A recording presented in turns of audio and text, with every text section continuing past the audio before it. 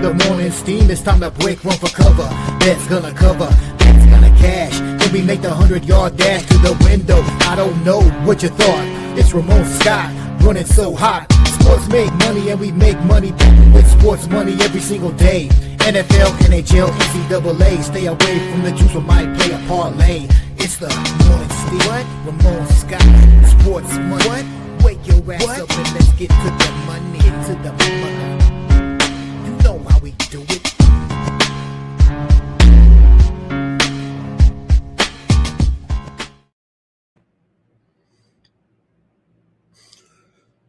All right, a pleasant good morning to you from the sports betting capital of the world, Las Vegas. And this is Ramon Scott, and welcome to the Morning Steam Show here for Friday, May the 8th.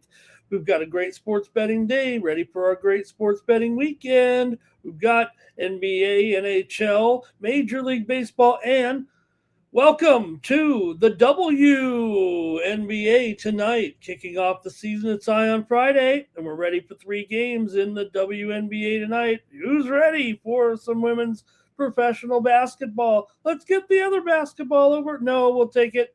Let's handicap those games. We'll talk about the debut of the W tonight.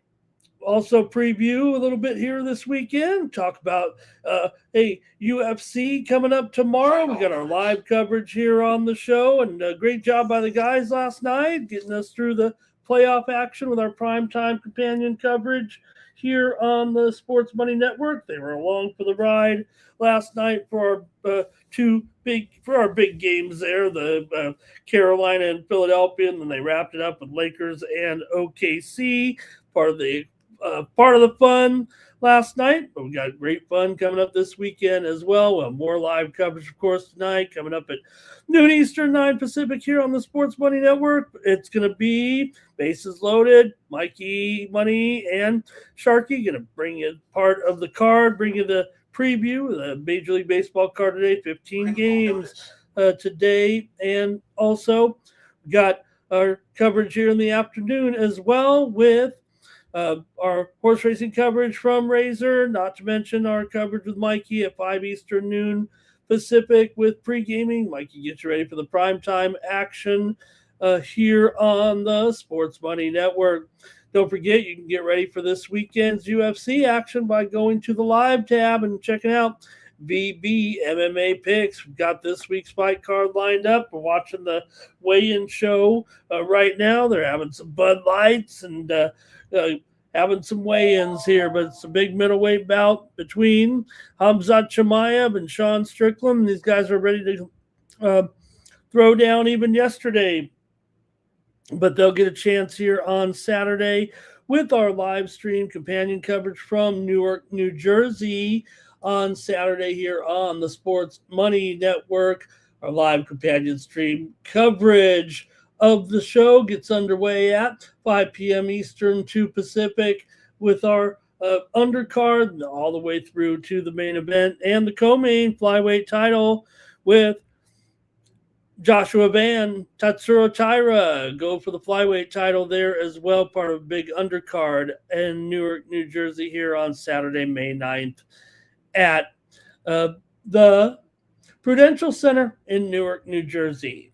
So it'll be a fun weekend here. We've got some great action to discuss as well here on the show, and a great crew coming into the chat. So let's see what we got here and who's joining me here today on the show. We're going to preview, of course, like I said, but I mean, we got some action here. Andrew K is ready to go. He wants to see the 30 for 30 on Vrabel and yeah, I don't want to say that on the air. Nuke is here. Good morning to Nuke.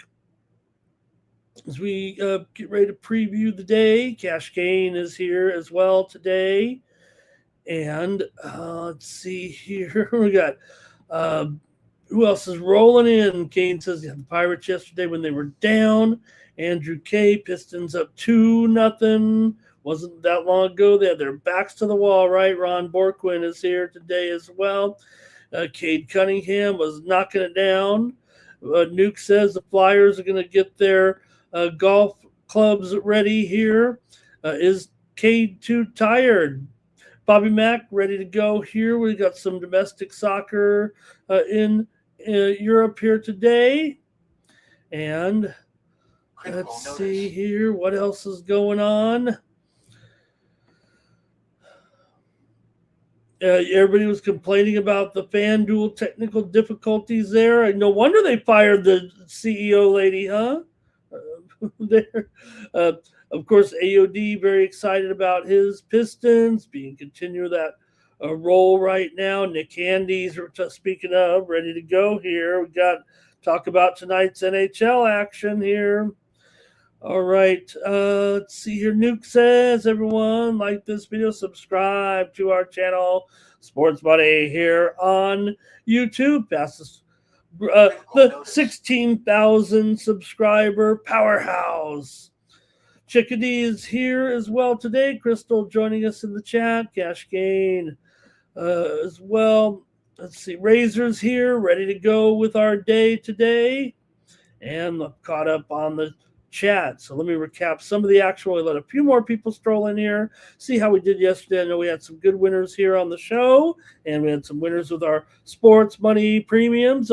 I was watching some tennis, but I decided to take a little nap a couple hours ago, get ready for the show just a little while ago because the rains came down. The rains came in the tennis. So you know what, I'm going to go night-night for a couple hours, get up and do the show because the tennis got rained out here. Well, not rained out. They'll probably resume here right now, but several of the matches at the 6:30 block were halted there. I don't think Matt Fitzpatrick's going to win for me here this week in golf, but one round complete there at the Truist Championships with right now a little bit of a, I don't want to call it a shocker, but you do have Matt McCarty leading the way right now by one stroke over there at the Truist Championships in JM. Didn't finish. I think he did. But did he finish his round one under there? One stroke back. Harry Hall, among others, at 5 under there. So play continues today here in about 90 minutes at the Truist Championship. All right.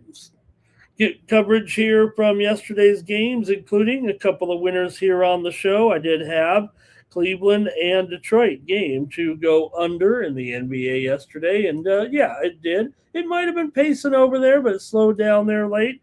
And the victory there for Detroit, 107-97, as the Pistons got the win and the cover there yesterday. So Pistons, obviously, they're taking the 2-0 lead in the series here with the victory yesterday, as Cade Cunningham had 25 points, Harris 21 points, Harden just 3 of 13 shooting, and man, the guy's just getting roasted right now. Looks like one of the worst players in playoff history if you go by the stats, maybe even worse if you go by the social media here right now. Man, poor old Beard is just getting toasted and roasted at this point for his poor play here right now. But hey, we did score there with the under. Donovan Mitchell, 31 points there in the loss for Cleveland. Also, it was the Oklahoma City Thunder getting it done here. We had the over as our pick on the show. I said it would come out a fast start, right? I said, watch out for the fast start. Yeah, the Lakers were winning at halftime. It definitely went over there in the first half last night with the 115 points there, I believe, in the first half, and the Lakers had the lead, but not for too long here. OKC came back to win the game, 125-107, and take a 2-0 lead. SGA and Chet Holmgren combined for 44 points. The 6 Thunder players scored in double figures. Jared McClain, 18 points off the bench, and OKC had the 68 points in the second half. That helped us because we had the over there to go 2-0 on the day here. Make sure you're catching my show, Cover the Spread, on its own independent channel. I want to make sure you know that. You could have had a couple of winners with me yesterday with Detroit and OKC, as I did go with those 2 home favorites over there with my Cover the Spread show. You can get Cover the Spread by going to winnable.com/Ramon and subscribing over there. I do send out the show. It's on YouTube, but I do send out the show every day there in case you missed it. I've always got some of my top plays over there at Cover the Spread on YouTube. So make sure you're checking that show out with me every day. Brought home a couple of winners there yesterday. Brought to the two total. Guess I went 4-0. Brought to the two totals winners here on the Sports Money Network, and we gave you the winners over there and Cover the Spread on the side. So it worked out. How about the NHL last night, however, with the game between Carolina and Philadelphia. I had Philadelphia, and it looks like they're toast. That was the one, I think if they were going to win, that was the one they're going to win. They'll probably get swept out of here right now. But no doubt it was Carolina pulling away late there and kind of spoiling the fun there a little bit on the broadcast there for a few minutes anyway last night as Carolina put it down and rocked over the Philadelphia Flyers. So they'll move on likely here. It was 4-1 in the final. The Hurricanes dominant against this young Flyers team. Carolina had a couple of power play goals and lead the series here. 3-0. We'll preview the two games tonight, of course. Ducks in Las Vegas as the series moves to Anaheim. That good goaltending duel we've got going in Montreal and Buffalo. Game number 2. Sabres lead after that freewheeling game 1. We'll see if they can tone it down tonight in game 2 at Buffalo. All right. Let's see what else here. We'll go over a little bit of the action here from the major leagues yesterday. I know we brought home some winners here in the majors. We almost won them all on the show yesterday. I know you guys had a great day with the picks, but I scored plenty too. Almost hit them all, including Cincinnati and Chicago. We had the Cubs there laying the run line yesterday, and they did just as they blasted the Reds actually in the game. Conforto, 3-run home run. The Cubs are 26-12, looking strong right now. We laid it on the run line, and I also had a premium pick winner in that game with Cincinnati and Chicago over. So make sure you're catching up with me over at winnable.com/Ramon for my sports money premium picks over at winnable.com. So brought home a pair of winners there. Pittsburgh and Arizona came here on the show, got that one home on the under yesterday as Pittsburgh won at 4-2 with Keller. Brandon Lau had a home run and 3 hits in that one for the old Buccos. Also, we had a winner here with the Cardinals on the road on the run line against my Padres. Didn't need it. Cardinals got the win there, 2-1 in a pitcher's duel. I don't know if I saw it going that way, but Burleson hit a solo home run. Mason Wynn an RBI triple. Matt Liberatore 5 innings, 3 hits, 1 run, and the bullpen shut down my Padres. But we had the Cardinals yesterday. Michael King was dominant again. 6 innings, 1 run, 1 hit in 6K. Padres 1 game back of the Dodgers here currently, as the Cardinals continue that hot start. Also, had a winner here, Yankees.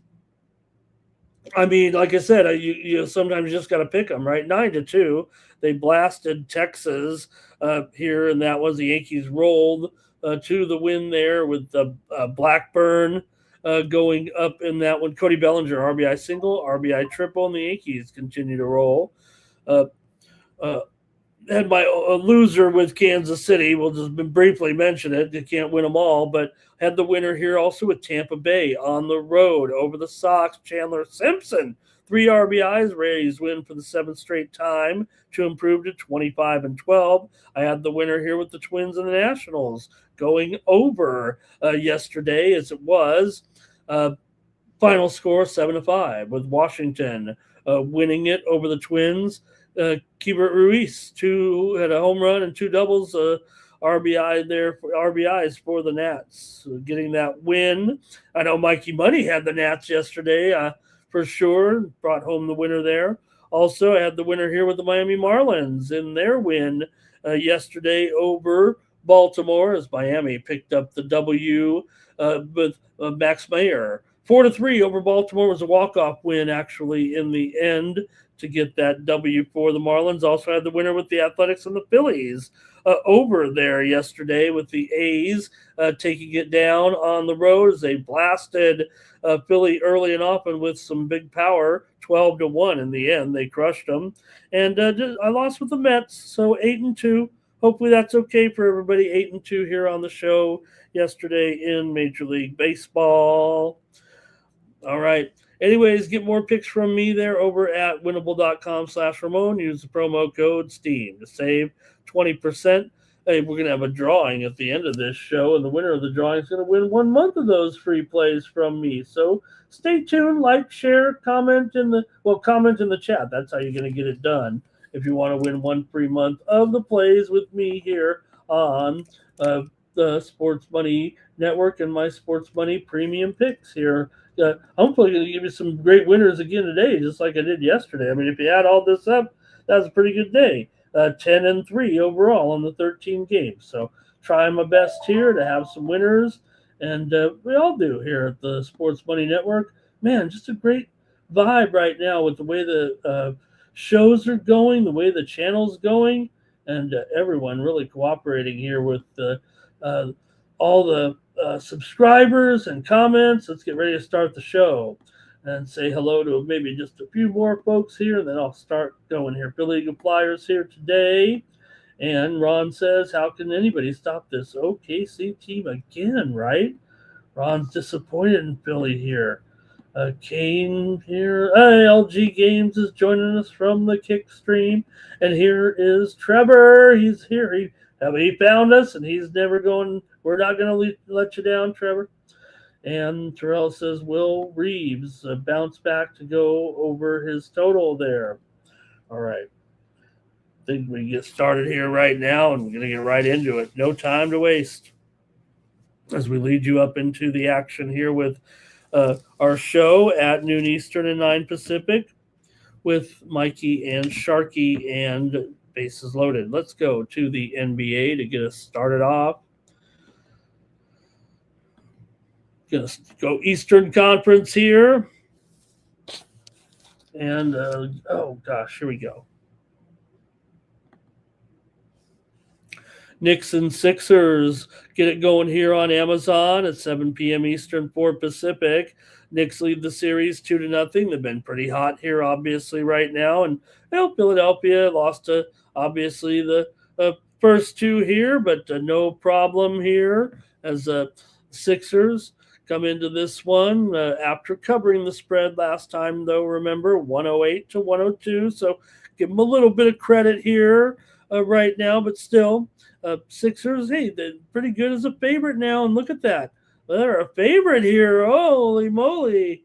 By 1.5 here. So, look, obviously, if the Sixers have moved to 1.5 here after they were a 2.5-point dog, that has to indicate that tonight we'll see Joel Embiid back in the lineup after needing that rest. I mean, just because it's the playoffs, these guys with these physical issues, especially after such a demanding performance in game one and missing the next game, I think the indication here. And who knows, maybe after he's announced officially in, he'll be even a greater favorite. They'll be even a greater favorite here because certainly right now Embiid is still listed as questionable.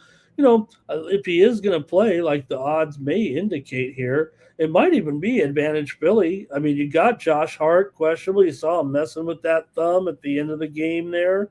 And OG Anunoby, he's questionable with a leg injury. In fact, if I had to characterize these two injuries, I think Hart is on the, positive side of questionable here. Feels like he could indeed make this lineup. I'd say for OG, though, maybe just, medium or could be a little bit negative on his status here today. It feels like a little bit more serious than Hart's injury right now. Looks like we're about to get back underway here, possibly in Rome here. All right. The way the show works, I'm going to preview the game a little bit more here, talk about it, and then you can make your comments as well in the chat. And that's how we get the picks going here. All right, let me break it down like I want to here and hear from you guys in the chat in this one between the Sixers here and, of course, the Knicks. All right, here we go. For the Knicks here, look, they obviously have some type of dominance over Philadelphia here now. As good as Philadelphia's been and kind of, shown that they can beat these guys overall. Twice they won on the Knicks' home court this season, did Philadelphia. But the Knicks have now won 4 straight games between the two teams overall. Of course, the blowout win in game number 1, 137-98, and then winning the last game. Although, like I said, the Sixers did cover. Also, the Sixers won a pair of games in Philly during the regular season to start that Knicks winning streak. Now, New York is 9-2 straight up in the last 11 meetings between these two overall, and an eye-opening 6-0 against the spread in their last 6 games in Philly. 6-0 ATS for the Knicks. That's not a short-term random trend anymore. I think that suggests the Knicks' physicality, rebounding, and their defensive matchups are bothering the Sixers, no matter who's in the lineup. Particularly here with Philly at home right now. That has to be of concern. Now, Philly is, now that they're favored, 27-17 as a favorite, and the Knicks are 16-26 against the spread on the road. So, look, like I said, the shift is to Philly here, and that might be enough. You might say, oh, well, now Philly's favored. Maybe you come back on the Knicks, or maybe that positive momentum of the spread and maybe the news that Joel Embiid. There's no official report yet, but why would they just move to 1.5? Maybe, and maybe the Hart OG combo is part of it too. I wouldn't think so though. Actually, let's see what you guys think. The Knicks are, I think a stronger short-term form right now, winning 5 straight and covering 3 of those 4 contests. I think Philadelphia still showing stretches where the offense maybe kind of stagnates late in the game. I don't want to say it like that. They've had some,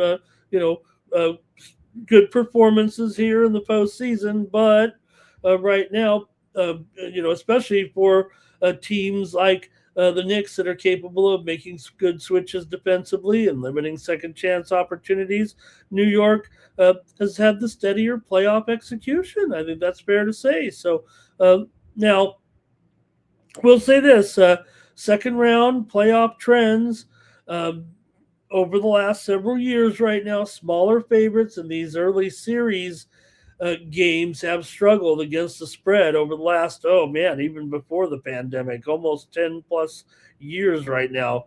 Small favorites in early series games do have a little bit of a problem, especially when the matchup kind of projects a competitive matchup like this one rather than,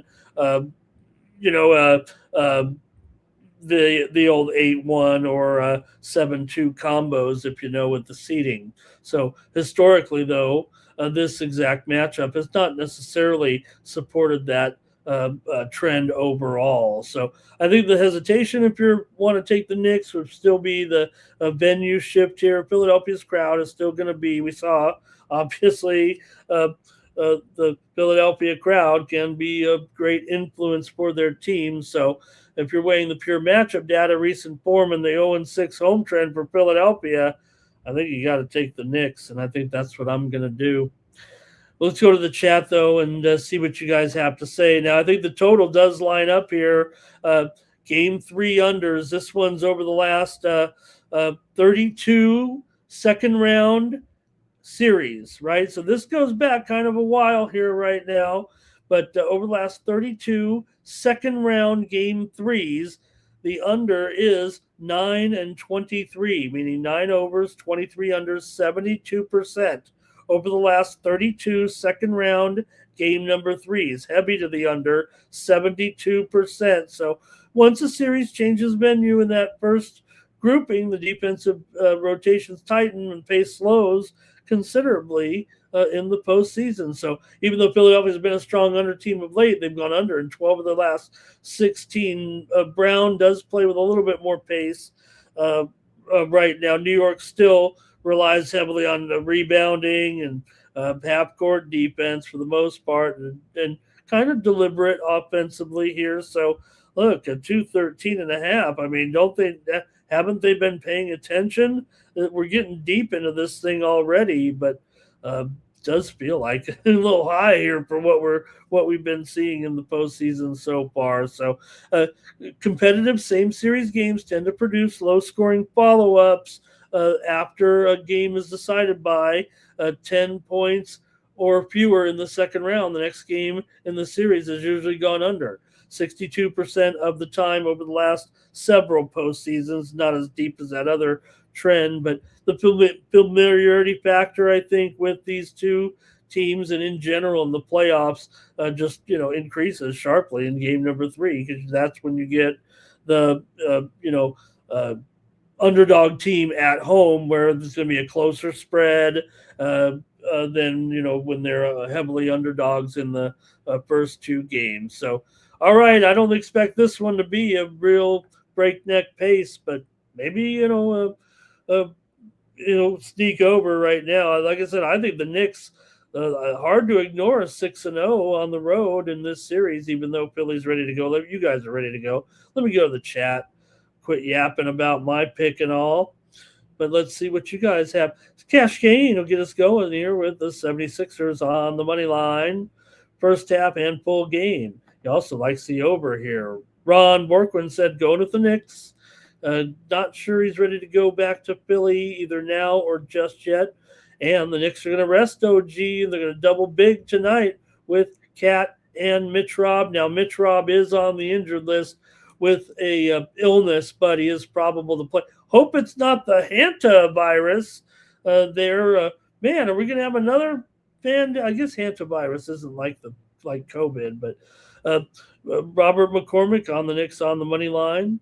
And Knicks are just 10 wins away, says Andrew K. Sixers should stick with the game plan from game 2. They went cold, and Embiid should be distributing the ball and pass the ball like my man Bill Walton. Billy from La Mesa. Here, Philadelphia for Steve, unless he's saying hello to Phil. That's possible, I guess. All right, a couple more here. Let's see here. Ron Borkwin says Knicks money line and under. Friday night, Knicks and Philly. What can you say? Andrew K's ready, and that's it from you guys in the chat. All right. Knickerbocker, please give me the Knicks here plus 1.5. I'll take them with that with that series streak against Philly. I think they got the number here a little bit.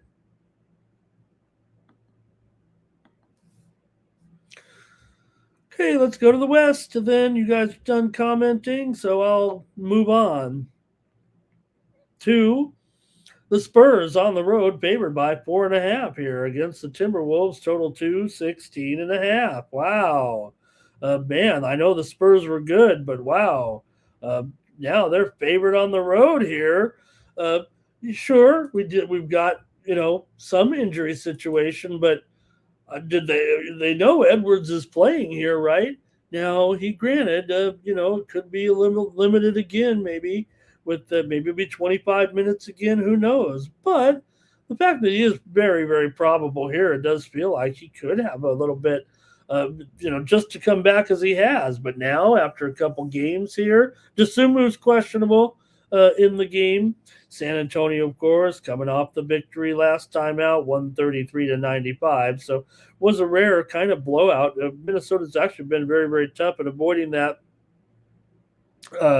A blowout loss kind of. Minnesota still does hold over a little bit on the Spurs, although San Antonio now has won 2 of the last 3 games, both those at home. But we know that Minnesota was kind of taking care of business against this Spurs team. They've historically been a good playoff buy low team as a home underdog when in this situation. Hasn't happened a lot, but Series is tied, and unlike the last series, this one's 1-1. The venue ships, and we're still pricing San Antonio like they're the clearly superior team, despite Minnesota playing pretty strong basketball. I'm not worried about last game. They won one game, and they had some physical issues, and they were tired and lost and got blown out. Still, the Wolves are 5-2 straight up and against the spread over the last 7, while the Spurs are just 2-4 against the spread their last 6 against Minnesota. And remember, it was San Antonio that had won the previous regular season games overall. So San Antonio does own the better overall season profile, but the Wolves' defensive style tends to compress a little bit on San Antonio because they have a guy like Gobert that can match up a little bit with Wembanyama, the top player here. Top player going. I'll say it again. So again, second round, game 3 trends kind of support Minnesota here. Home teams have rebounded in these spots recently after it really wasn't a trend for a while. You automatically think a team can come back after a blowout, especially when the teams are a little bit better. But the market has consistently overvalued stronger road teams in tied playoff series. That's just a fact. And I think that's what we're looking at kind of here with this number. I want to take the points here in this one for sure with 4.5 points here in this one. I think Minnesota's physicality and defense, the versatility on defense become much more impactful once the game slows down. The possessions become more deliberate. Look, that's what we're dealing with these two teams. Minnesota's 14-27 to the under at home, and San Antonio 18-24 to the under on the road, 29-34 to the under as a favorite. So still, Spurs could win, but asking them to win it by multiple possessions here on the road against a defensive first home team, that feels a little aggressive. I'm going to take Minnesota here plus the points tonight. And sprinkle the money line, quite frankly. I think the under remains the way maybe to go with the total in this one too. Second round game 3s, like we said, tend to trend heavily to the under at that 72% rate. Like I said, and the venue change is going to change it up here a little bit. Also, teams are both entering on a little bit of an under streak. San Antonio has gone under in 5 of their last 7, and Minnesota has gone under in 4 of 6. Like I said, the Timberwolves style is particularly important here because they naturally force longer possessions. That's just the way they do things. And especially if, now look, Conley's not going to be asked to shape the bill here a little bit now in this matchup, as they'll be healthier here a little bit, but still playing an important role in control. And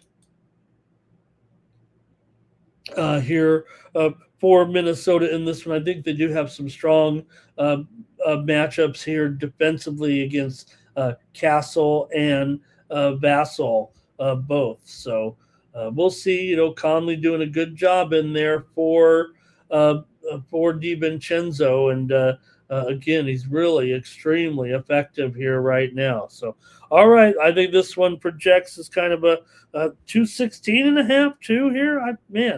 I'm just not seeing it the way maybe bookmakers are, and I think I'm in a pretty good group. So let's see what you have to say, though, here in this one. I think defensive rebounding. We know that Wemby can, tower over those guys. Some of those, it's so funny, right? You got some guy sitting there, 6'7", about to go up and make a rebound, and you put your arm up and the ball's gone because Wemby's just grabbed it right from out above you. Okay, let's go to the chat here and see what you guys have. Not a lot in this one. I know this one's tough, gang. I know. Let's see here.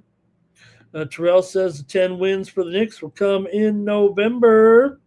Kane's on the Spurs on the spread. Steve says Minnesota and under here. I think I'm in line with Steve here today. Ron says Wolves can't play as bad as they can. No, I don't think they can. Look, I think, for Minnesota, that was a kind of a pretty big outlier. They really avoided blowouts. But again, they got that first game when things were looking kind of against them a little bit. remember, they were 10.5-point dogs in that game without Edwards on the road, and they won. So to come back the next day again as 10.5-point dogs, and that was just a little bit too much. That's typical NBA a little bit. All right, what is Robert saying down here? He's got the Wolves plus the points. Terrell says he got super under in the first quarter. Thinks it'll be 22-19 there. All right. And Youth Crew Dre in the chat here. He's applauding us here on the kick stream.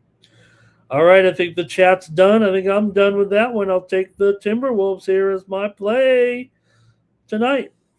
The guys will be with you tonight as well, covering the action because we got some big-time hockey coming up right now. Let's preview the puck.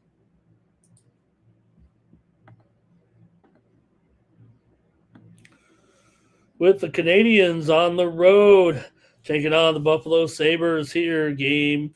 Now, look, still a close series. I know it's 1-0 Buffalo here. Montreal's played pretty good, but did run into this hot Buffalo team. What can you say, man? With Alex Lyon here, Jacob Dobish, it looks like, here in the nets. And see how you guys have this series here coming up. Game number 2 here tonight in Buffalo. And I want to hear from you guys in the chat. Let's roll here a little preview of the action with Montreal. Look, they continue to profile as a strong value underdog, mostly because the Canadians are playing their best hockey of the season away from home. But it hasn't been all perfect. That was their first loss, 3-1 right now for Montreal on the road. But, man, Buffalo here, obviously sharp at this point. Buffalo maybe not blowing teams out or anything. Montreal extremely competitive, particularly on the puck line, where they're 7-1 here. Remember, they've been an underdog quite a bit here in the postseason. For the Canadians, they've won 9 of their last 12 road games, while also taking 6 of their last 9 overall meetings against Buffalo. We know they've fared pretty well against the Sabres, but Sabres have won 3 of the last 4 meetings this season, including the last 3 games have been 4-2. And this season, 4 of the 5 games have been by a 4-2 margin here between these two teams. And the other one was a 5-3 Buffalo win back in January. But 6 goals is the kind of the norm here in this series. But will that be the case here in a playoff game? I think the situational angle here matters. Buffalo's been strong overall lately, of course, but they've consistently struggled with Montreal's transition attack at home against the Canadians. Sabres here have lost 7 of the last 9 home meetings in this matchup against Montreal, but it didn't affect them last game, obviously. Finally knocking them off here. So the Canadians also have maybe the better recent defensive form overall in the postseason, allowing fewer quality chances, the stats say anyway. But Buffalo, they obviously they create pressure, and Montreal's kind of confidence on the road could be wavering right now after losing the last one 4-2 here. So let's see what you guys think. Could be 4-2 and all. Can you believe that? 4-2 in 4 of the last 5 matchups between the two teams. So I don't know. The total kind of lines up. Maybe they can get to the 6 just because of an empty netter or something like that. Montreal's gone under in 6 of their last 7 games. They continue to slow it down effectively, I think, on the road. Even Buffalo's recent success has come from improved defense. I mean, they've done it with D for sure, talking about the Sabres at home. So, you could say that maybe this one gets to 2-2 again and stalls out a little bit, and then it becomes tight in the third period. I mean, these teams have shown tighter defensive execution late in the season and late in the games. Both clubs definitely in strong defensive form. So just avoid the mistakes early. I think expect more long passing possessions, fewer odd man rushes, as the goalies have been protected well. here in this series. Let's go to the chat in this one. Habs, Sabres, game number 2 in Buffalo. Go to the chat, see what's going on here. Got the comments coming. Here we go. Jimmy D says, over for Jim Duweiger. Ron Borkwin says he's just going to watch hockey tonight. Andrew says, love both teams. Tough to pick this one. Robert's on Montreal. Sabres win with an empty netter, 4-2, says Woke is a joke. I mean, of course it's 4-2. Every game's 4-2. Buffalo minus 1.5 and over for Woke is a joke. Says Lion doesn't give up. 0-2. Nuke is on the Habs, and he thought Ramon might not get. He might think I'm saying Nabisco or something, so he'll type it in again. Steve is on the under here. The Nabs, they'll nab you. Habs toast if they lose. Habs are toast if they lose tonight. Bill Eagle Flyers is going 3-3. Woo! Some goals. Also, Pop says good morning. Hello, hello. And Nuke says it would help if Montreal. This Buffalo crowd is rabid. All right.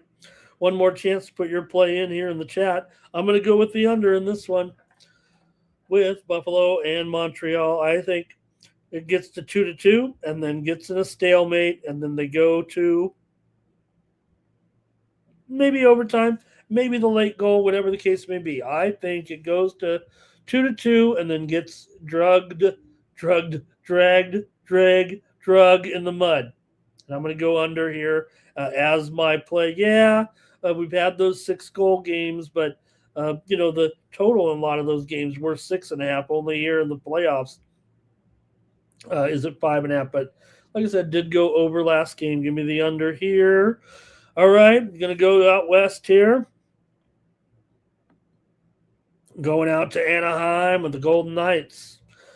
Taking on the Ducks here with Connor Hart and Luke Dostal. Looks like a pick'em here. Wow, a pick'em here right now with okay, I get it. The Golden Knights here and 1-1. The Ducks were able to steal that game. So, hey, right now, the Ducks are the team that's quote unquote in charge, in the lead here in the playoffs, despite it being 1-1. They're got the home ice a little bit. And the Ducks continue to be a difficult matchup for Vegas. I think this is a problem here. No doubt Vegas was on a roll with those consecutive wins before they lost that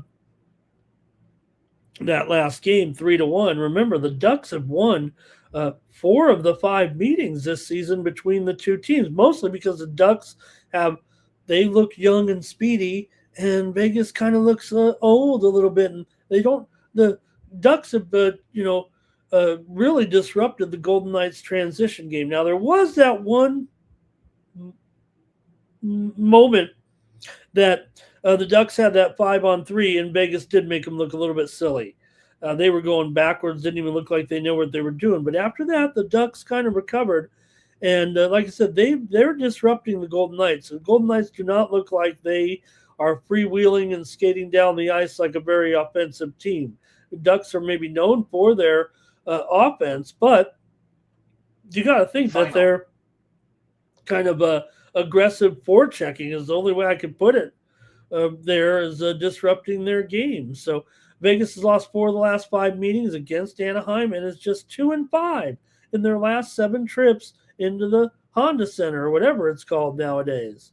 So the Ducks, good form with wins in 5 of their last. Pardon me. 5 of their last 7 games overall, and 4 of their last 5 at home. And Vegas could be still overpriced based on their reputation alone here right now, because they were looking so good after that coaching change late in the season.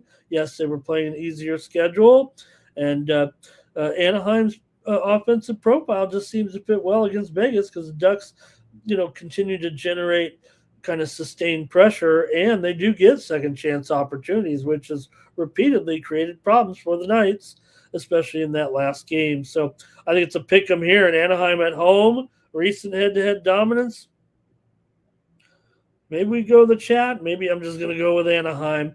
Now, this matchup does kind of trend towards a lower scoring game, believe it or not, with these high scoring reputations here. Look, there's no doubt that Anaheim is a favorite. It was 22-10 to the over this season, but right now it is a pick 'em, so can't necessarily throw that one in there. But Anaheim 2-1 at home so far to the over. Vegas 2-1 to the over on the road. But 7 of the last 10 meetings between these teams have gone under, while Vegas has been under in 10 of their last 15 games on the road. Anaheim's also gone under in some of these playoff games here of late. Remember, against Edmonton, even when the total started to climb there, they did end up going under. Now, this one's not quite there. In fact, I'm showing right now that 6 is mostly the total here right now, 6 flat or 6 over. No 6.5 right now for the most part. You can find it there a little bit, but it's heavily juiced.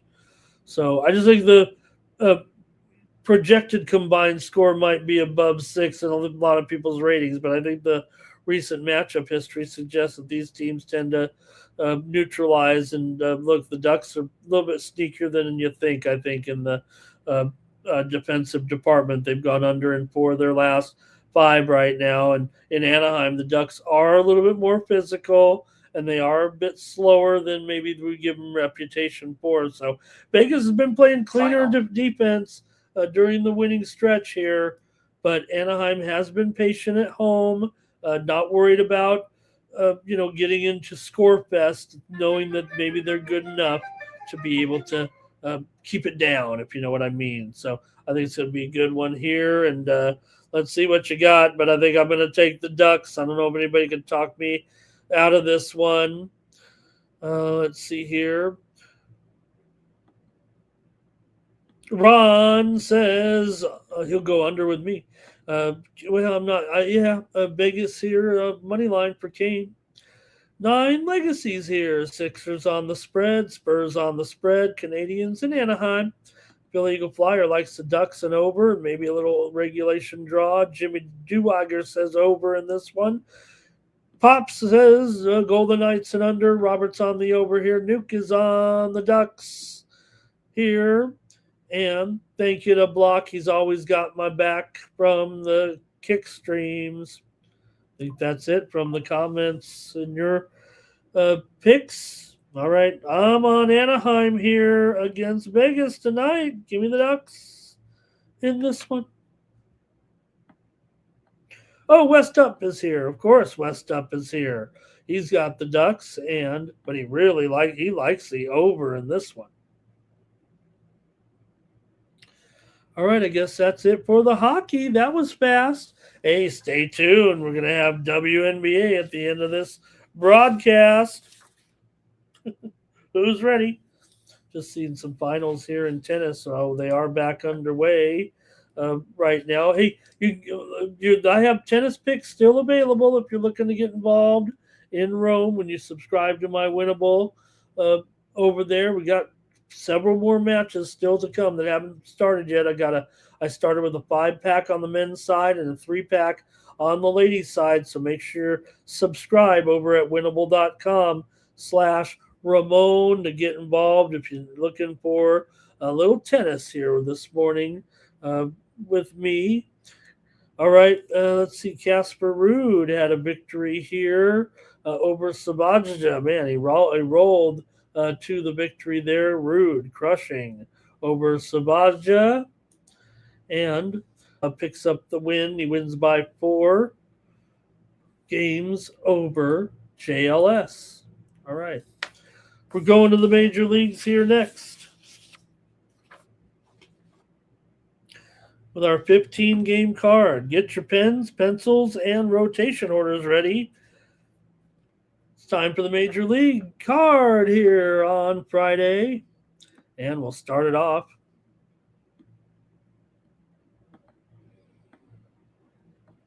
In Cincinnati, where the Astros are taking on the Reds. Everything is at night here, but the Reds are struggling here. All of a sudden right now, and the Astros are the better placed team here, despite their 15-23 record. The Reds are in a big time losing streak here, and they're falling to maybe their rightful place. I don't know, but Houston still hasn't fixed things necessarily here, but do have some wins of late. Do come in here to this series off of a losing series against the Dodgers here. For the Reds, like I said, they're on a 7-game losing streak here all of a sudden. And, they're starting to, give all those wins back. Remember, they were almost playing 667 ball there for a while, and now they're close to falling to 500 here if they can't get it going against the Astros. Houston's profile might be worse. They got a terrible bullpen, 6.29 ERA and a 1.66 whip. Burrows, 5.97 ERA and a 1.65 whip.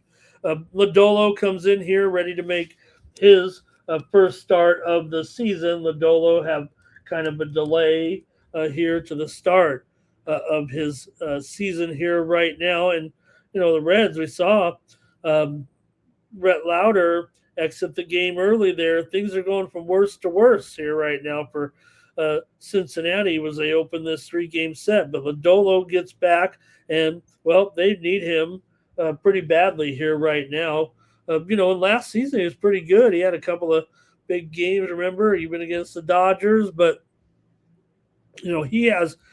Lodolo pretty much has better chase stats than most pitchers in baseball, and one of the best walk rates in the game. So, look, he's not maybe some of those big names on the Reds right now, but he's a pretty stable force if he can be in there. But, man, Brandon Williamson went on the 60-day disabled list.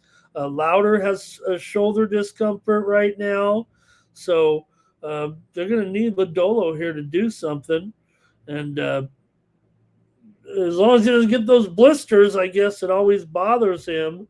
There, he has a great spinner, but it comes at a cost too. So we'll see what happens here. Lodolo's finger might be the most important finger in the Reds rotation here right now. So they had a winless road trip. They're going to need to find something here in this game today against a team in the Houston Astros that, while the record looks bad, they have won a few games here of late. Did win that series against in Boston. Still, Houston 6-13 on the road. Reds are 6-3 as a favorite. They're still a favorite here for now at $1.43. It actually seems a little bit stiff, doesn't it? Especially with Cincinnati as cold as they've been. Reds home over trend is pretty loud right now. 5 straight home overs. Houston's gone over in 12 of their last 16 games.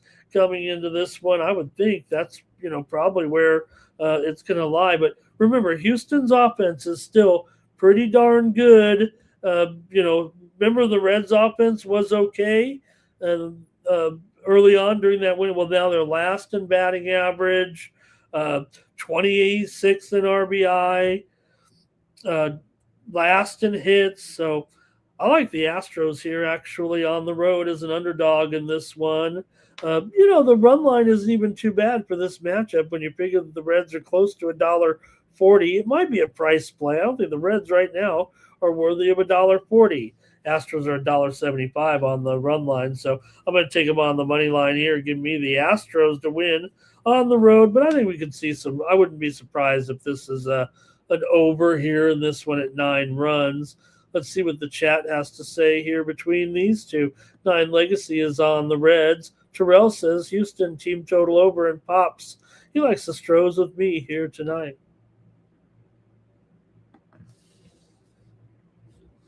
Oh, do we got a couple more? Hold on here.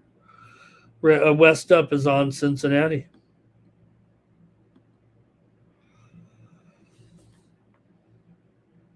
All right, the Rockies are on the road against the Phillies here. Chase Dolander goes for the Rocks. Hey, Rockies are coming in off of a win yesterday, and they've got Dolander going. So Rockies, they've got that win there over the Mets 6-2 to take one in that series at least. We know the Rockies have been struggling mightily here. While they were talked about as the most improved team, with the long likes of those other bad teams, eventually it's going to catch up to you for the Rockies, I guess. Did win those 6-2 to salvage one game against the Mets. Phillies, meanwhile, did get blasted 12-1 to the swinging A's. Still, they won the series here. Philly usually dominates Colorado. In fact, they already played a series this year. Colorado did take one of the 3 games, but it's been all Philly when these two teams meet. Colorado's just 1-9 in their last 10 games against Philly, and Luzardo's got good numbers actually against this Rockies lineup. If you look at the lineup he's going to face here today, Luzardo has a real terrific BVP numbers in this particular setup here coming into the game today. In fact, you look at the lineup here that likely to go out there for the Rockies today, and Luzardo kind of dominates.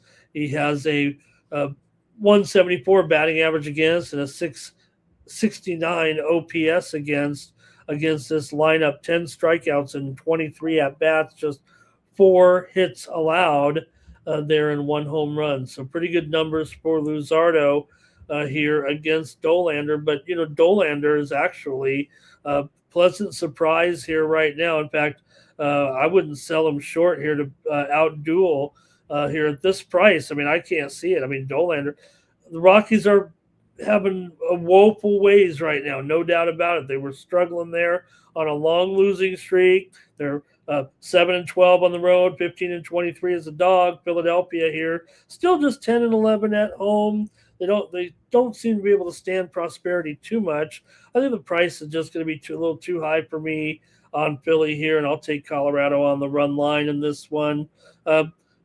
Look, right now they have not been good enough maybe to warrant it, but you look at the overall Philly as a run line favorite, 8-20 this season.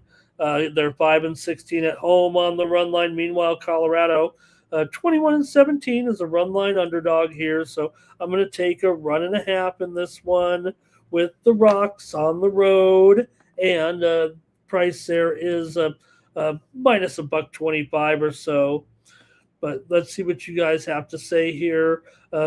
Both teams are trending over, but the head-to-head is 14 of the last 19 have gone under between the two teams. Philly is 17-10 to the over as a favorite, but Colorado 17-21 to the under as a dog. And Colorado does have those cold bats against Luzardo. Let's see what you have here in the chat. It's going to be cash gains on the Phillies' first 5. Ron Borkwin says, Philly on the run line. Robert's got the over here. Terrell says, books act like the Phillies are a powerhouse, and they've got that miserable record right now. But they are starting to find their way here. Phillies money line in a parlay says West up. And, those Colorado, I better not say it like that. I'm taking Colorado on the run line, but look, that was a bad stretch after the decent start here. Colorado is right now 15-23, not looking great. So, all right, I think that's it for that one. We move on. The A's are on the road taking on the Baltimore Orioles. Jacob Lopez goes for Oakland. The left-hander, 6-6. 6.6 ERA, 2-2 record coming in. Lopez has a 1.9 whip here. Kyle Bradish, 5.02 ERA. Yeah, he might be in trouble. 1-4 record here right now for Bradish. Baltimore has won 2 of their last 3 games coming in. Give them a little credit here for winning that series over Miami, although they lost in a walk-off there yesterday. They pretty much led every inning of all 3 games, or were tied.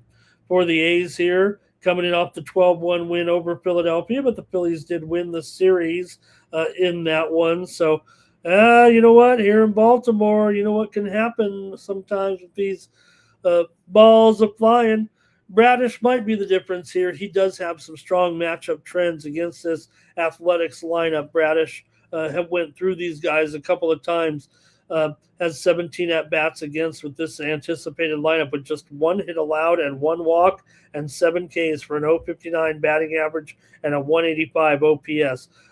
Just a small sample of one game through the lineup twice, but and a few other stragglers in there. But pretty solid numbers for Bradish here against Lopez. Still, we'll see. I mean, Baltimore is 12-6 to the over at home, 13-8 to the over as a favorite. However, the A's are 8-12 to the under on the road here in this one.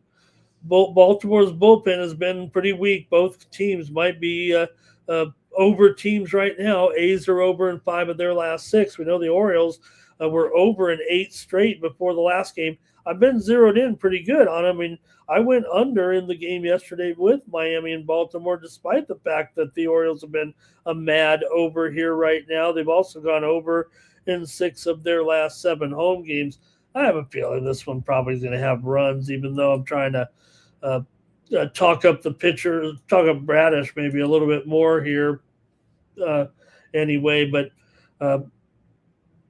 let's see what you have in the chat. I think I'm going to be on the over in this one. Give me the over with the A's and the O's today in this one. I don't know if anybody really wants to lay the Baltimore Orioles at $1.35 here right now. They don't even have a better record than the A's coming in. And the A's are coming off. You know, the A's play some long ball, don't they, with those guys? Langoliers, homering again, my man. I'm going to be rich by the time he retires because I put money in one of those accounts on Prediction Strike where you invest in the players. You know, it's like buying shares in them. And I took Langoliers way back when. And I just said, well, I'll just put my money on this guy, Shea Langoliers. Here's Athletics for Cash Kane. Philly Flyer says the Phillies will be tied after the 2nd inning. Last up says last 3 starts for Luzardo. He's had double-digit Ks in those games. And thank you, Block, for being with me. You have a beautiful day. Terrell here, A's over on the team total. A's to get 2+ homers, says Terrell. All right, I'll just take the over, I think, here in this one.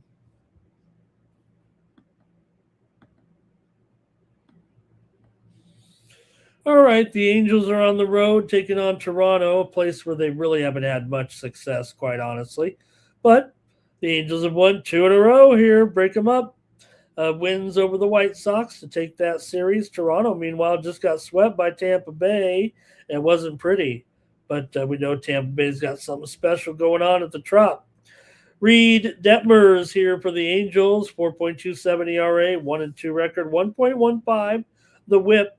For Toronto here, Dylan Cease, 3.05 ERA, 2-1 record, and a 1.33 WHIP. Not perfect for Cease here right now, but you'll take it. You'll take it. Toronto trying to snap that 4-game losing streak overall right now. They are 10-8 at home right now, and LA is 7-13 on the road. Maybe you look at it from a run line perspective, but Toronto is 10-12 as a run line favorite. Angels are 14-15 as a run line underdog here. Let's go maybe to the chat. In this one with the left-hander Detmers here on the road, taking on Dylan Cease and Toronto. I'll hear from you in the chat. Yes, Toronto's been a little bit shaky overall, but the matchup is so lopsided. Angels have lost 6 straight on the road, 6 of their last 7 against Toronto, and Toronto's won 7 straight meetings at home against the Angels. Cease has pretty strong numbers against this anticipated Angels lineup here.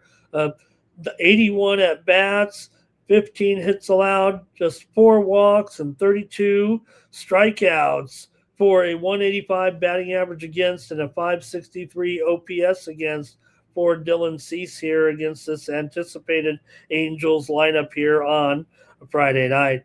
Final. Let's see what you guys have in this one. These two teams already met in a 3-game set at LA just about 2 or 3 weeks ago, and Toronto won the series 2-1. All right, Potapova just rocked Muchova. Man, crushed Muchova out there just now.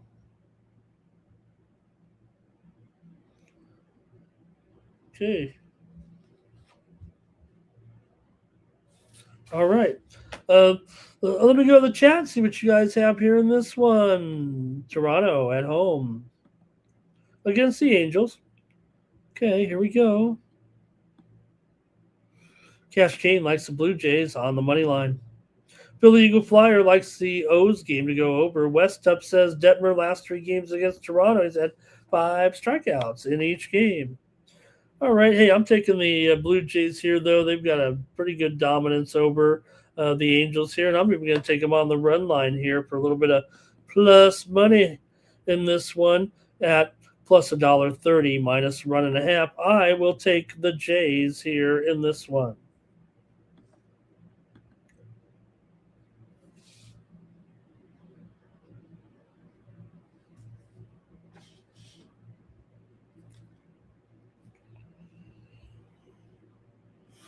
All right. And let's see. Next up here, let's keep it moving right now on the morning steam with the Nationals on the road here, taking on the Marlins with Foster Griffin. Foster the people, 2.27 ERA for Griffin. He's looked pretty good here. 3-1 record, 1.08 whip. So good start to Griffin here this season. He's up against, this is rookie pitcher Robbie Snelling here. Snelling, I remember Snelling because he was with the Padres. He was in that trade, and he'd been a pretty big disappointment actually right now. But so far this season in AAA, he has been really outstanding, and the Miami Marlins can wait no longer, and they've got to bring along Robbie Snelling here right now to make this start here, his first career appearance, I believe. Really was not, he's fast track. He was really struggling in his career to find his place, but this season has really been a revelation for Snelling, and he's going to get the call up here to make this start. And, well, they'll just make him a favorite against Washington. Miami is starting to have a few problems here of late. They've lost, they did win last time out, won that game against Baltimore yesterday in the walk-off, but still lost the series overall. Washington, meanwhile, won the series over Minnesota, scoring 22 runs over the last 2 games in that one. So I don't know, man. You're going to make the Marlins a favorite here against a good pitcher, good left-handed pitcher here in Griffin right now. And Washington is not that same offense, however, that we talked about for the first, month of the season. It feels like they've actually gone the other way quickly here all of a sudden. Still rank in the mid to top mid tier, maybe some categories, still 4th in RBI, 4th in runs, but their batting average is going down slowly here right now. So let's see though what you have in this one. Nationals taking on the Marlins. Nats at home here. Washington is one of the best road profit teams in the major leagues. 11 1/3 units on the road this season. Plus, they're 4-1 straight up in their last 5 on the road, and have won 5 in the last 7 games against the Marlins.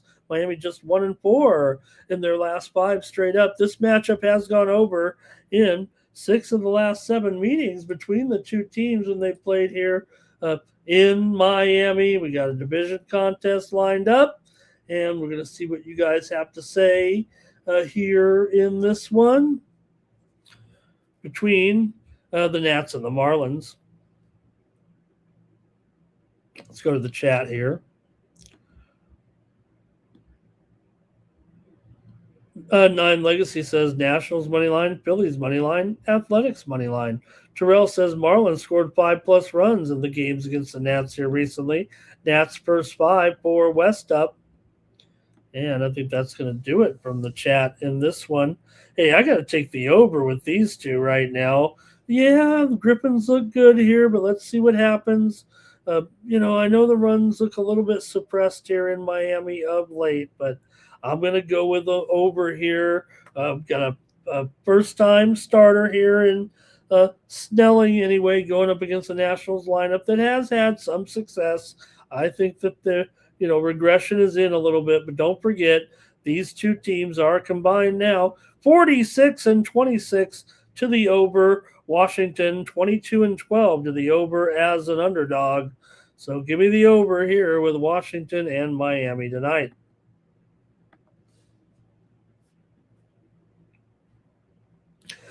The Rays are on the road, taking on the Red Sox. Jesse Schultens here goes for the Rays. The Rays are kind of in a bit of a predicament here, I think, in the pitching department in this one. Now, they originally, I think, had someone, I think that, well, Schultens is the starter here anyway. I think they had somebody else penciled in, and I think they got injured. I'm trying to place it. Let me see if I have the injury report. Maybe you guys know or remember. Anyway, Steven Matz, of course. This would have been Steven Matz's spot, but he's got an elbow issue and is on the 15-day injured list right now. So it is Jesse Schultens. And hey, Schultens, a 3.176, 3.17 ERA, 3-1 record coming in, a 1.15 whip here for Schultens here. And look, I mean, this Rays team is unbelievable right now. Who wants to go against these guys? How are they?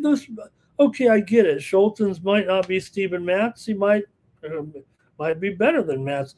Connerly early, 3.79 ERA, 1.32 whip here for the Sox. Sox have won 3 of 4, but the Rays are the hottest thing going right now. Boston lost yesterday, 8-4 to these guys after they won that series at Detroit. Tampa Bay, though, right now is on heater again. Boston does have a historical edge in this matchup, but Tampa Bay's the better, hotter team right now. 7 straight wins. They've won 9 of their last 12 on the road. Now, the Rays have been going under a lot, but that's mostly at home. 10 of their last 12. The Boston matchup, though, I don't think is always an under with these two. Still, Boston 5-11 to the under at home. The Rays are 11-7 to the over on the road. So I just got to take the Rays as an underdog. You know it. You got to take the Rays as an underdog, don't you? They scored 8 runs yesterday and no sign of letting up. It wasn't even like it was a blowout. The Rays actually were in a ball game with these guys for most of the game there yesterday. It was 2-2 after 2 innings, 3-3 after 2 innings, and then a couple of runs in the top of the 6th for Tampa Bay, and then they blew them out in the 9th inning with 2 more runs. So, man, the Rays are hot. Let's go to the chat. Ron said just keep going with Tampa until they lose, but Kane's on Boston. West Up is going over here in this one. And Terrell says another team total. Devil Rays over here. And Carl Crawford, did he play for both, Terrell? Did he play for both teams, right? He played for Tampa, right? No, we played for Boston, right? Philly Eagle Flyers said, Angels, Jays, 2 of the last 3 series was tied after the 2nd inning. Or was it Carl Crawford? I thought he was a techno DJ. All right. I got to go with the Rays in this one. Hello, I'm Carl Crawford. What's that DJ's name? I'm into the techno scene, believe it or not. Okay, here we go with the Twins are taking on the Guardians here. And for the Twins here, you've got Connor Pralep. He's been okay here. 3.85 ERA, 1-0 record, and a 0.93 whip. 15 strikeouts for Pralep. It's not bad here. He's only had a couple of starts, but Parker Messick. They're both, young pitchers, but Parker Messick, 2.4 ERA, 0.92 the whip for Messick here. I know it's going to be a little bit tough to think, and maybe this line of $1.50, probably a little heavy, but I like the Guardians. I don't know if I can find a way to a run line here. I just think that Messick is. Give Pralip a little bit of credit here early on. Well, maybe we'll see better things from him. Still Cleveland here. Twins are 5-15 in their last 20, just 1-7 on the road, and 2-9 straight up versus Cleveland of late. Messick also has gone through these guys, I think, one time already this season when Messick was in there against this group. 17 at bats, 4 hits allowed, 1 walk, 6 Ks, 235 batting average against, and a 556 OPS. So I feel like that's enough here. $1.50. I don't want to get caught laying this price too often, but here is a free pick on the show. I'll do it. And I'm going to take the Cleveland Guardians here against Minnesota. Yeah, Minnesota's games have trended over here recently, but Cleveland's gone under in 4 of their last 5, and 8 of the last 11 meetings between these two teams have gone under. You got a couple left-handers here in a American League Central game. You probably know what I think about that, but I'll take the Guardians here as the play on the show. Let's see here, Guardians money line for Cascade.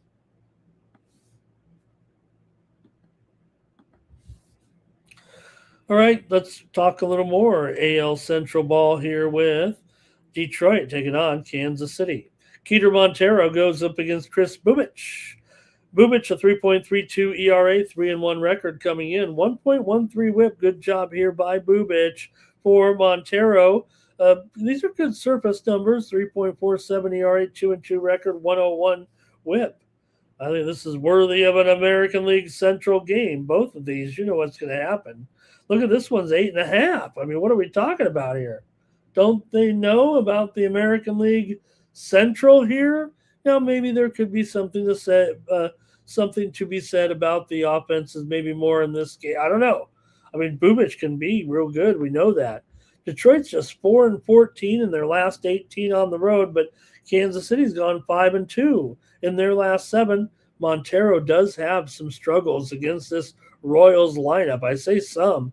The anticipated lineup against Montero is 9 for 29 with 3 extra base, 2 doubles, a home run, and just 2 strikeouts in 29 against 29 at bats. The opposing team here is hitting .310 against Montero and an .860 OPS. Wow. Let's see what you guys think in this one. Royals here as a favorite, a little bit dicey. They're up to $1.40 or higher here. Let's see what the chat says here. Braun says Cleveland $1.40 in that one. He'll take Cleveland on the money line. And there's another Cleveland here tied after the second inning for the Philly Eagle Flyer back in that Cleveland game.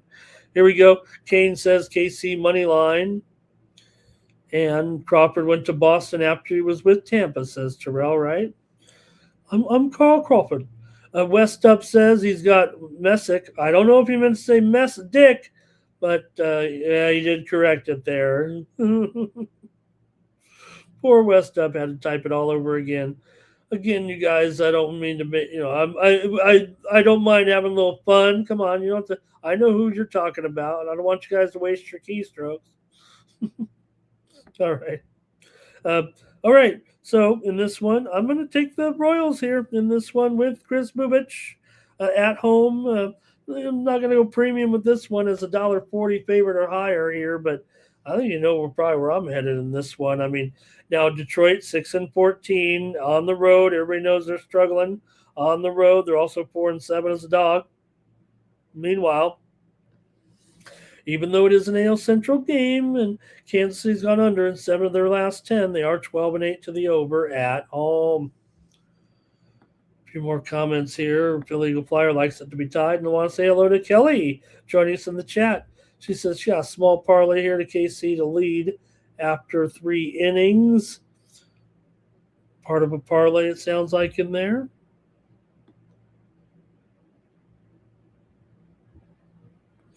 All right, we move on here right now, and Mariners on the. See, look, I got a spelling too. The good old Nancock in here. Oh, where's the nanny? All right, here we go. With the Mariners and Emerson Hancock.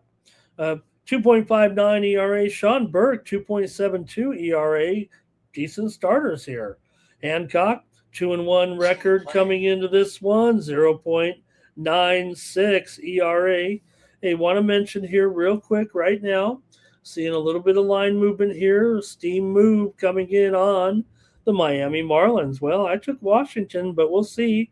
Maybe there might be some personnel going on here, but right now Miami quickly here up to $1.35 or higher. We said I was willing to take $1 plus $1.05. Miami's on the move here right now.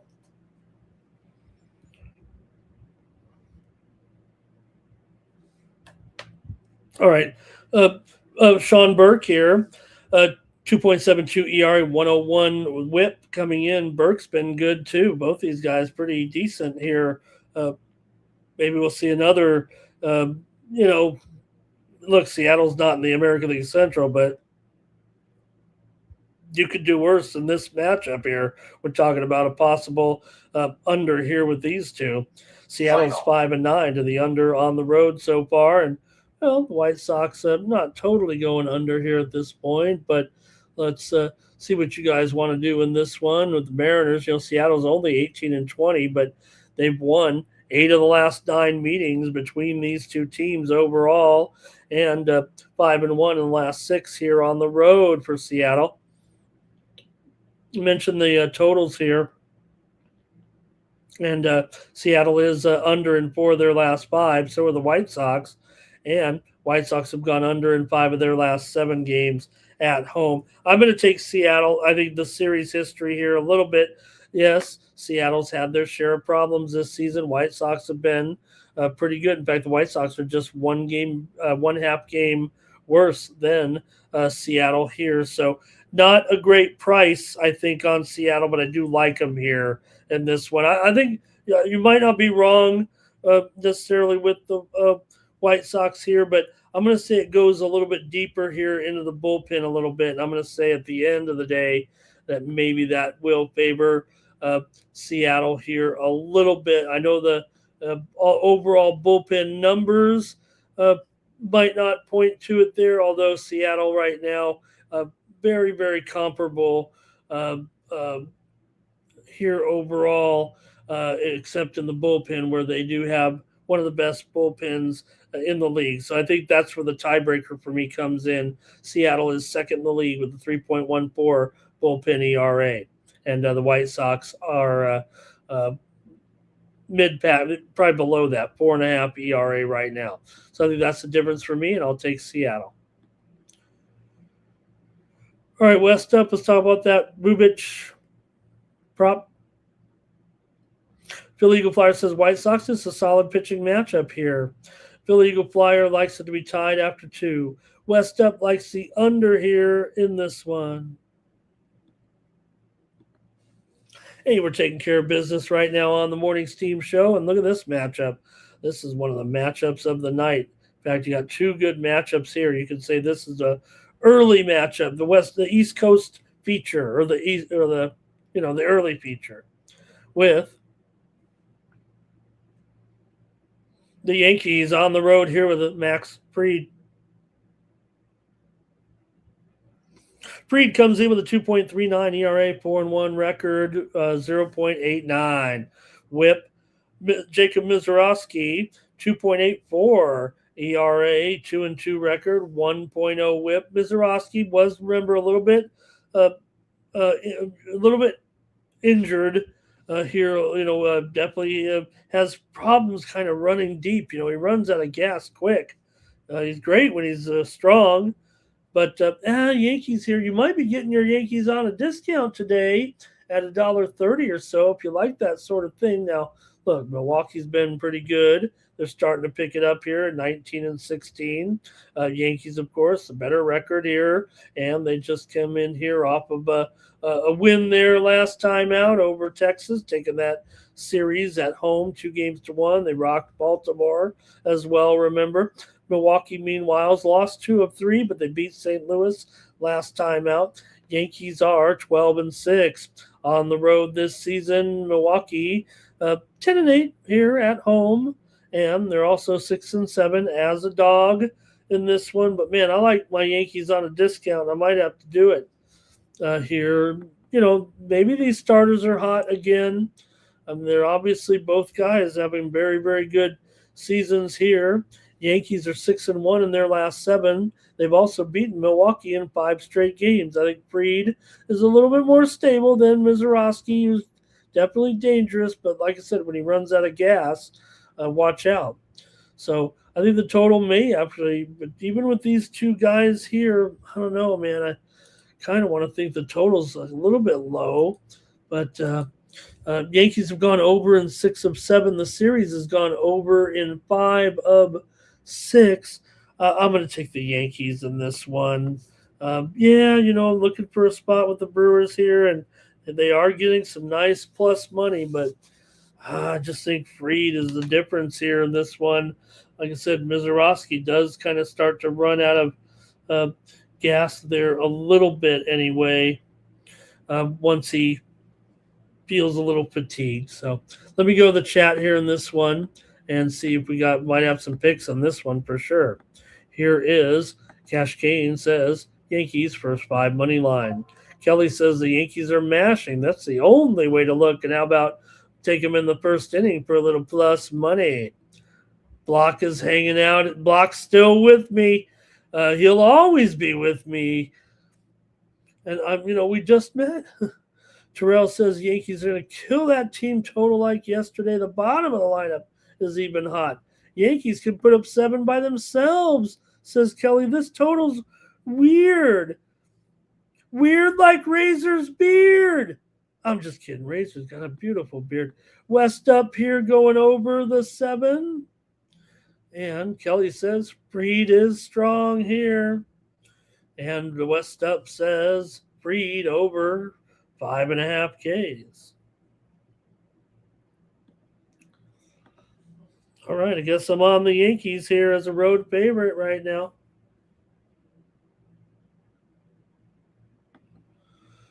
And Philly Eagle Flyer says this one will be tied after 2. I think that's what I meant.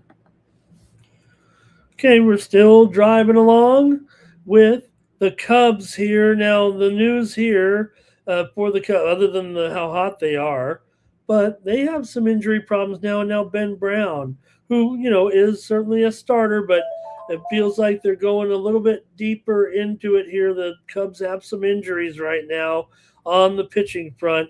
So Brown is going to get forced into a little bit more active starting duty here, which might be fine right now. But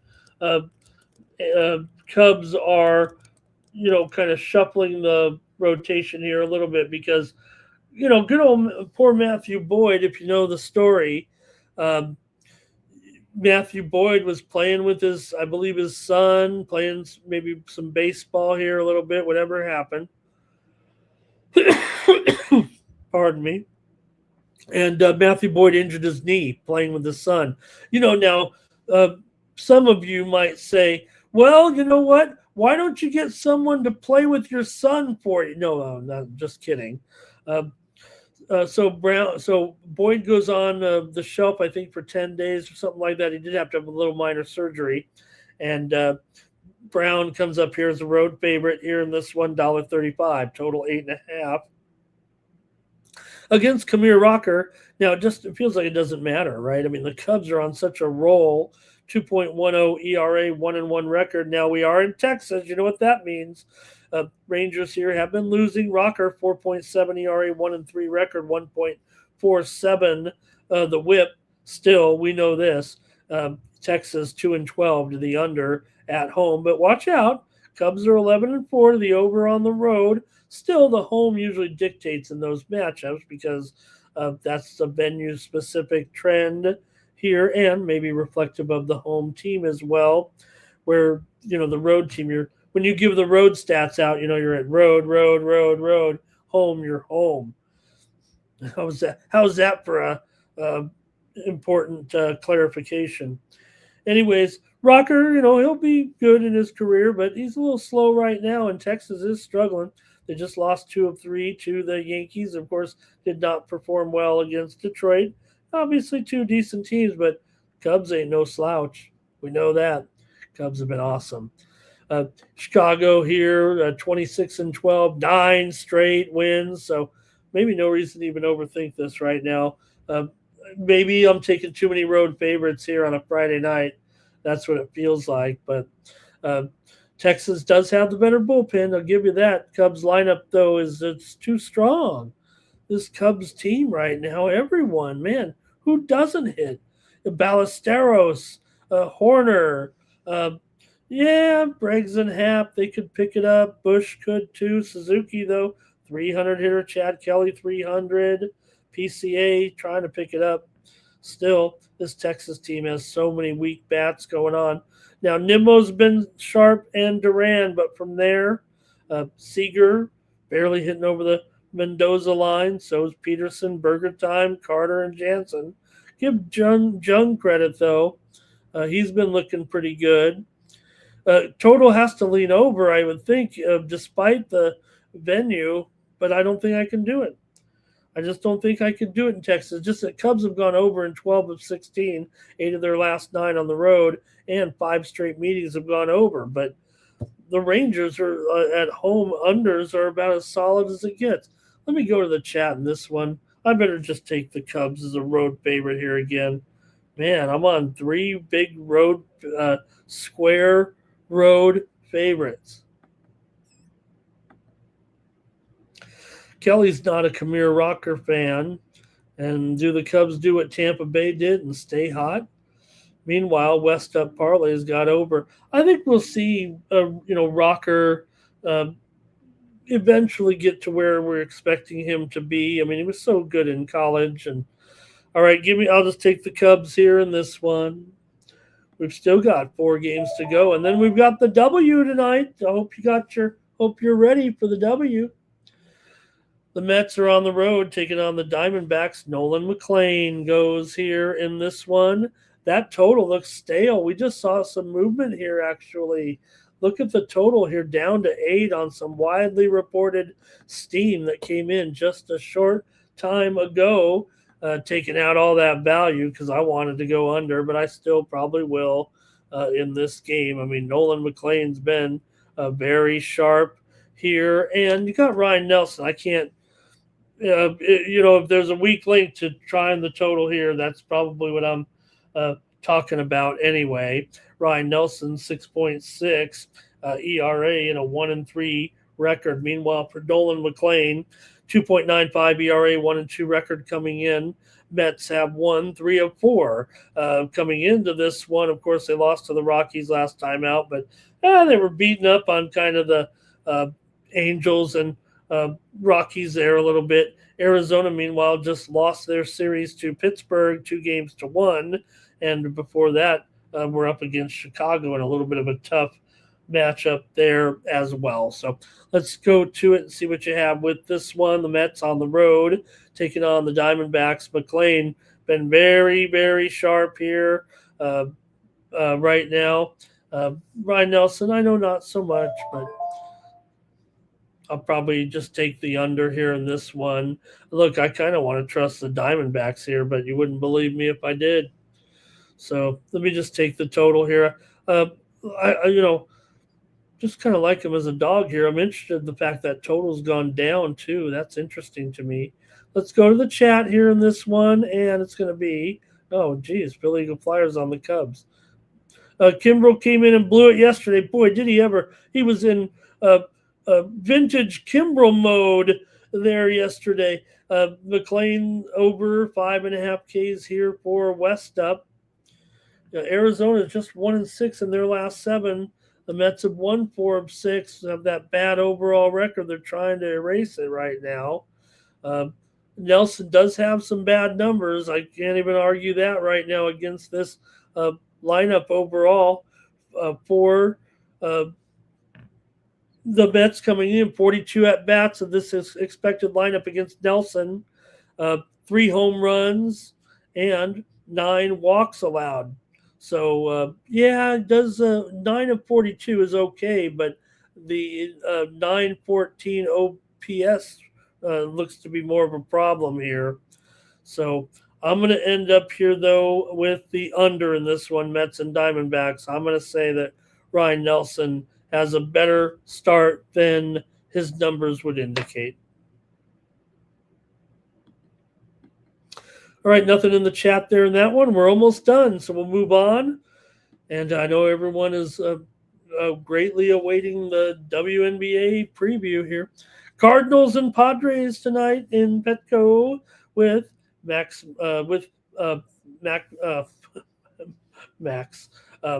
McGreevy here, 2.57 ERA, 2-2 record. Griffin Canning had a good start to start his campaign, 1.8 ERA and a 1.2 WHIP, 7 strikeouts here. So, last night was 2-1. Tonight might be no more than 3-2.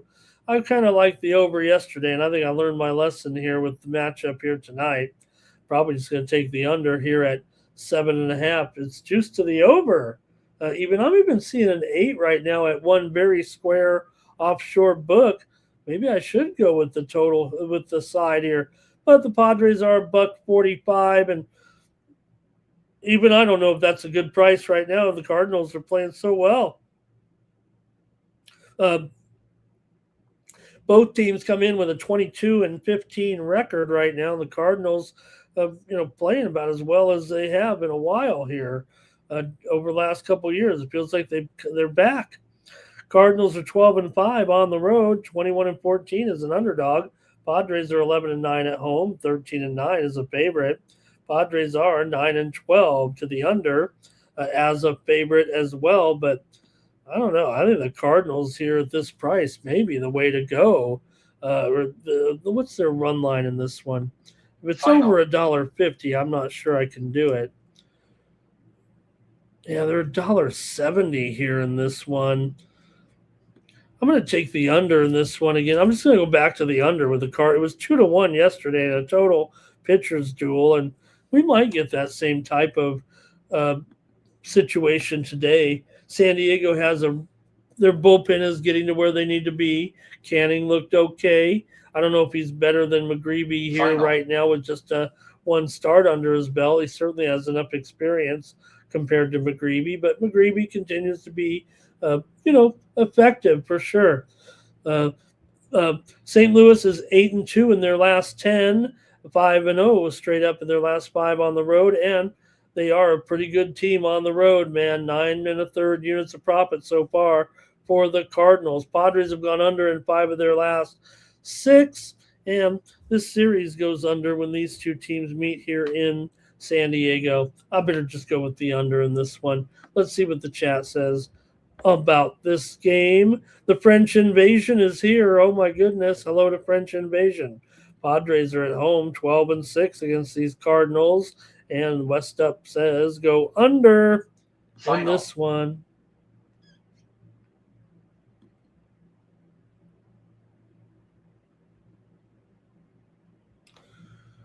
All right, let's keep it moving here right now with the other game of the night. The Braves and the Dodgers here. Chris Sale goes for the Bravos. 2.14 ERA. 0-1 record coming in for Sale here. 0.9 whip right now. Emmett Sheehan, 5.22 ERA, 1.32 whip, has not looked great here for the Dodgers like he did last year, so you wonder if he can stabilize his situation. Maybe against Sale he can. Sale with great numbers. Dodgers are 12-6 at home, but the Braves are 14-6 on the road so far this season. Braves are also 2-6 to the under as a dog here, although they are 12-7 to the over on the road. But Sale extremely effective here right now. And let's see here. Papa Ricky's there. Hello to Papa Ricky. He likes NHL Montreal over. He likes the Ducks. I don't know if he's behind us or just chiming in with his hockey there. Philly Eagle Flyer likes the under. Kelly likes Atlanta here to get it done over the Braves with Chris Sale. And, feels like the Braves are a little bit hotter than these guys right now, doesn't it? I like what Kelly's saying. I might have to do it here as well. But let's see. Is that it from the chat? I think it is. The Dodgers have dominated the head-to-head series. They've actually won 7 straight at home against Atlanta, but Braves have been so good here right now this season. I might overlook that. They're getting a little even money with Chris Sale. Man, that's usually enough to take a shot, right? Now the total here for the last 6 meetings have gone under here between these two. I'm going to take the Braves in this one. I think Kelly said it. I'm going to go with Atlanta here at even money over the Dodgers tonight. West Up says Braves first 5, but Dodgers full game. Hope you get paid off on that one. West Up. Final.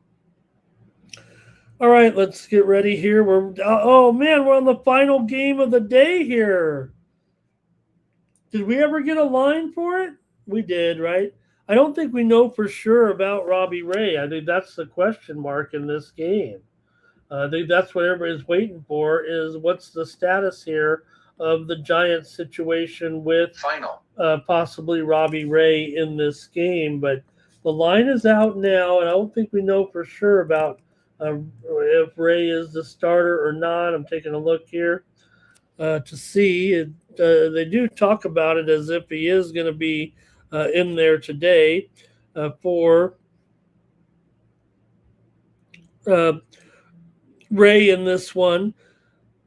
2-4 record, 2.95 ERA, 106 WHIP, 39 2/3 innings pitched, 20 hits, 40 strikeouts for Carmen Majinski. 2-2 record, 4.76 ERA, 1.5 the WHIP, 34 innings, 38 hits allowed here in this one. So, yeah, we do have the matchup a little bit here, and see what you guys think in this one. I didn't really have a strong pick coming on the air because the line basically took so long to get out there. But Pittsburgh 5-1 in their last 6. San Francisco's 1-8 in their last 9 games coming in, and Pirates are under in 5 of their last 7 on the road. The Giants are under in 5 of their last 6. Pittsburgh and the Giants have gone under in 4 of their last 5 games. Man, feels like an under here. Pittsburgh far better record-wise than this Giants team and is being priced as a pickup. Pittsburgh still 21-17. They've been playing good ball all year for them anyway, right? This is a good season, and they're just playing better overall right now, having won those 4 of 5 games, winning that series against Arizona, splitting that series with Cincinnati, and the Giants here just lost 2 of 3 to the Padres, and before that they were embarrassed by the Giants. So see what you think here in this one with the Pirates and the Giants here tonight, but I'm going to take the under with this one. Give me the under here. Go to the chat. The baseball segment is over. Braves on the money line for 9 Legacy. And he's also on the Giants on the run line, unless he likes a giant run line out there.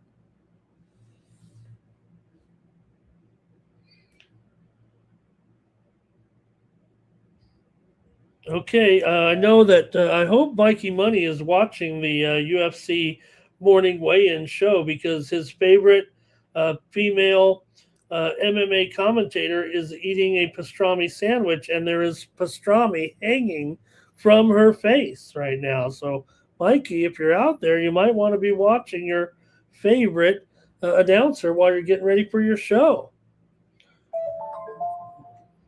Laura, you know who I'm talking about. Okay, that's it for the baseball segment. It's time for the WNBA. Welcome to the W on Friday night. Ion Friday. Here we go. Who do you think is going to win it all in the WNBA this year? The New York Liberty are favored, of course, to win, but they're going to start with Sabrina Ionescu on the injured list. That will preview the Liberty game in just a moment, but just to cover kind of the overall vibe here right now in the WNBA to get the season going. The Liberty are the favorite to win the title here right now, and I'd say almost a considerable favorite actually. When you look at it coming into the season here, they are plus 225 or so. The Aces are plus 450, Fever plus 500. You hope that Clark can stay healthy. Already injured here to start the season. Here, I think she'll be ready to go, but was injured a little bit there in the preseason. Also, Atlanta 6-1 as they add Angel Reese to their team. The Lynx are 9-1. Could do worse than that. Sparks are 14-1, and they haven't been good at all, really, over the last several seasons right now. But Mercury 20-1, Wings 30-1, Valkyries 40-1. What it kind of shows you here is these favorites are favored, and the rest of the league might be well behind. Sky 75-1, the Toronto Tempo. Here we're going to preview their first game tonight, 125-1. The Mystics are 150-1. Storm 250-1. Connecticut Sun 500-1. The Portland Fire are 500-1. So that's a big discrepancy there. Anyways, let's go to it in the W here tonight. Mystics, Tempo, Toronto Tempo. What? They could have easily went with the Toronto Pterodactyls. You tie it in with the Raptors. All right, let's go to it here with our 3 games tonight and see what you think here. Hope you did your homework. All right, both teams here. Profile is pretty volatile, I think, offensively coming in right now. We'll see. Hard to judge with an expansion team. Washington, though, look, they have some players here who, I don't know, we'll see what happens with this team. But you got Ariafen and Citron. Both could get, into the teens here tonight with their point totals. Maybe even could both players get 20 points in this opening game? Toronto with Alamond and Marina Mabry, although, let me see, I think Mabry, check these injuries today. Mabry here, I believe, is a little bit banged up. Let's see what the injury report looks like. Washington here, Alex Wilson questionable. Sakura Austin is probable. Onienware is probable as well, so that looks fine.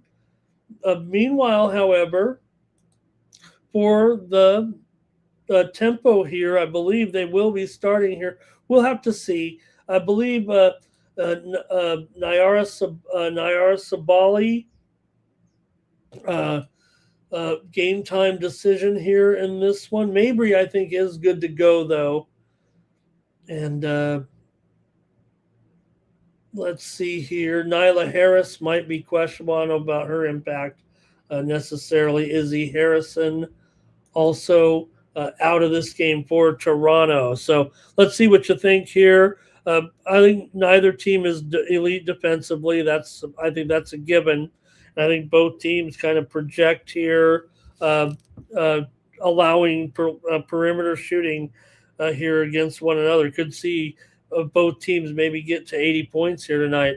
I think Washington has the better overall roster balance. They're probably going to start ahead of Toronto, of course. I read you the odds. So the Mystics, though, can, I think, be taller inside. They can get to the foul line here. It is a near pick 'em right now.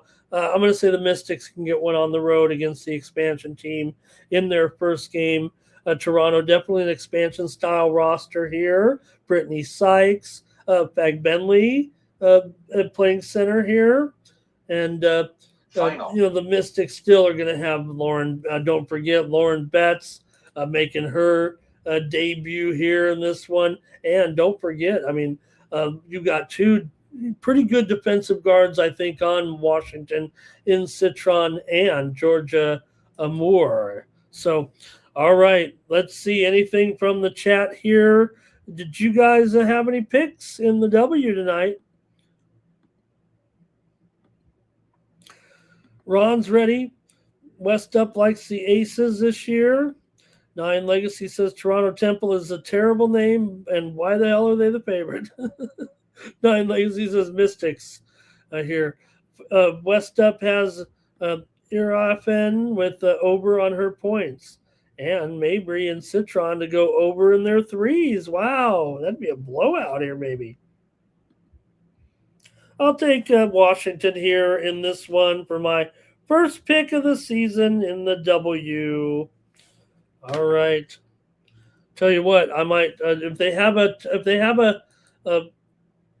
bet on the total of all three games combined, I promise you I'm going over. Sun Liberty here in game number one. Now the Sun, they might be a little bit lame duck if you know what I mean. They are moving to Houston after this season. You know, whether or not it affects the team or not, they already were regarded as one of the bottom feeders here right now this season. We've come a long way from the Connecticut Sun here, struggling here, and they'll be moving to Houston next year to become the new Houston Comets. So they are a 10-point underdog here in this one. It was 11 earlier. Now, look, the Liberty are missing some players. No doubt about it here, but I would think still should be a deep enough lineup against this Connecticut team. I'm not sure I have much hope for them, actually. I think the raw power ratings do show New York sitting atop the league. We just read all the odds to win the championship, so you got to think that right now maybe they're number one or close to the top. Connecticut has to rank near the bottom right now. And I don't know about what this offense is going to look like here. I mean, yeah, you're going to have Brittany Griner. And look, if anything, against Brianna Stewart, I think both those guys are going to be putting in, Stewart more so, but Griner can get hers against Stewart a little bit. It's just at New York when they're healthy. They've got good defensive guards. Connecticut's guards are not necessarily poor defensively. I think they're kind of underrated. We talk about Kennedy Burke and Sanaya Rivers for the Sun, but still the Liberty for me here has to have a big advantage. It's just that the Liberty are starting with basically half their roster on the injured list. This game was 17 when it opened, but they're missing Phoebish tonight. They're missing Ionescu. Seitu Sabali starts out this season. Rebecca Allen starts out this season as well. They basically have a whole roster. 9 players are out. They've replaced them with some other players, and they're still maybe the depth won't be there, but Jonquel Jones in there. You got Rebecca Gardner starting tonight, Lainey Hamilton as well, Maureen Johannes here. So I still think the Liberty win. I think the Liberty can cover 10 points here. It's going to be my free play because I'm a little bit sketchy there with all those other players. It's not their best players that are, one of them obviously, Ionescu, but all right. Let's see what you guys think, though. What do you think about my analysis here to start the season? So I don't know. Liberty will have plenty of defensive pressure here, and I think New York probably wins this one by close to 15 or 16 again in the end.